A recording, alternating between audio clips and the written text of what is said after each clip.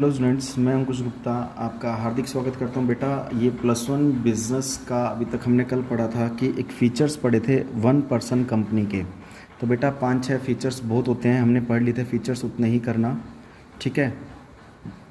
अभी हम जो लेकर चलेंगे वो लेकर चलेंगे फॉर्मेशन ऑफ ओपीसी, यानी कि एक जो 1% कंपनी होती है जिसे एक व्यक्ति चलाता है, उसको खोलने के लिए क्या क्या रिक्वायरमेंट्स होती है, उसको फॉर्मेट करने के लिए क्या क्या हमें चीज़ चाहिए होती है। तो बेटा सबसे पहला जो आता है वो आता है गिविंग सेपरेट नेम। मतलब जो भी अगर कोई 1% अगर कोई व्यक्ति कंपनी खोलना चाह रहा है, एक व्यक्ति अपनी कंपनी खोलना चाह रहा है, तो उसे बेटा अपने एक बिज़नेस का नाम चूज़ करना पड़ेगा जिसे वो रजिस्टर कराना चाहता है, जिसे वो खोलना चाहता है। तो एक ऐसा नाम होना चाहिए कि जो पहले ऑलरेडी कहीं चल ना रहा हो, ठीक है। वो खुद का एक सेपरेट नेम होता है जो वो अपनी कंपनी का नाम रखेगा। तो एक पर्सन जो अपना एक सेपरेट नाम वो अपना कंपनी का रखेगा। सेकंड आता है बेटा appointment of a nominee.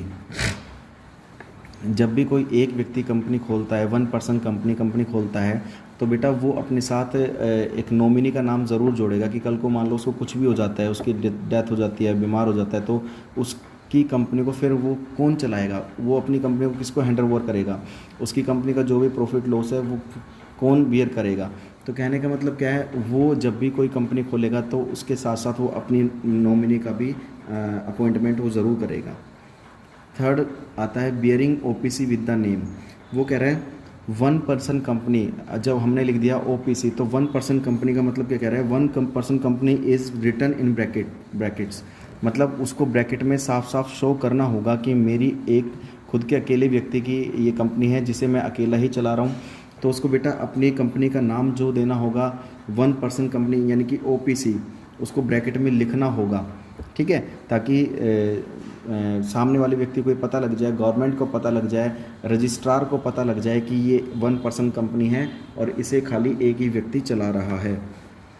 Fourth आता है बेटा डिपॉजिटिंग डॉक्यूमेंट्स। देखो कोई भी कंपनी हो, चाहे वो 1% कंपनी हो, चाहे फिर वो मोर देन 1% कंपनी हो, उसे डॉक्यूमेंट्स तो ऑलवेज जमा कराने होंगे रजिस्ट्रार के पास। क्योंकि देखो रजिस्ट्रार कौन होता है, जो एक कंपनी की रजिस्ट्री करता है। तो रजिस्ट्रार के पास उसको अपने डॉक्यूमेंट्स की रजिस्ट्री कराने के लिए डॉक्यूमेंट्स डिपॉजिट करने होंगे। बिना डॉक्यूमेंट डिपॉजिट किए वो कोई भी कंपनी नहीं चला सकता है। बेटा इस चीज़ का ध्यान रखना। ये दो चीज़ आती है MOA और AOA।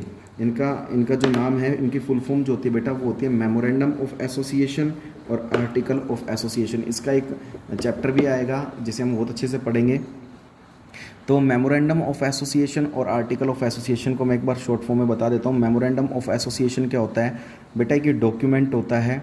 मेमोरेंडम ऑफ एसोसिएशन एक डॉक्यूमेंट होता है जिसमें सारी कंपनी के रूल रेगुलेशंस लिखे होते हैं कि कोई भी कंपनी अगर खुलती है तो कंपनी को किस रूल के अकॉर्डिंग कंपनी खोल सकती है, चला सकती है।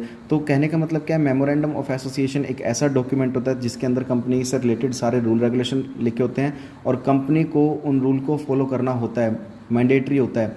अगर कंपनी कोई रूल फॉलो नहीं करती जो मेमोरेंडम ऑफ एसोसिएशन में दिए गए हैं, अगर कोई कंपनी इसको रूल को फॉलो नहीं करती है तो कंपनी का रजिस्ट्रेशन कैंसिल कर दिया जाता है। और आर्टिकल ऑफ एसोसिएशन क्या कहते हैं, जो रूल मेमोरेंडम ऑफ एसोसिएशन में दे दिए गए हैं वो किस तरीके से उसको फॉलो करना है वो किस में मेंशन होंगे, आर्टिकल ऑफ एसोसिएशन में। नेक्स्ट आता है बेटा सर्टिफिकेट ऑफ इनकॉर्पोरेशन।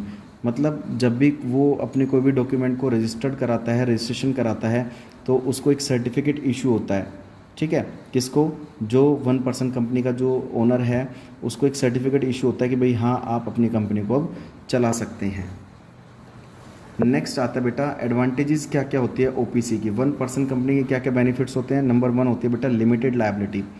1% कंपनी की जो लायबिलिटी होती है बेटा लिमिटेड होती है, यानी कि क्योंकि चलाने वाला देखो एक ही व्यक्ति है, वो कितनी मैक्सिमम कैपिटल इन्वेस्ट करता है, अकेला व्यक्ति कम ही कैपिटल इन्वेस्ट करेगा, तो लिमिटेड लायबिलिटी होती है उसकी। सेकंड आता है good alternative of sole proprietorship business. Soul proprietorship business क्या होता है, वही सोल प्रोप्राइटरशिप क्या होता है, जिस कंपनी को चलाने वाला, जिस बिजनेस को चलाने वाला एक इंडिविजुअल पर्सन होता है वो सोल प्रोप्राइटरशिप कहलाता है। नेक्स्ट आता है sole share holder. Sole share holder का मतलब क्या होता है, वो शेयर होल्डर का मतलब होता है बेटा ओनर, मालिक। तो वो अकेला ही मालिक होता है।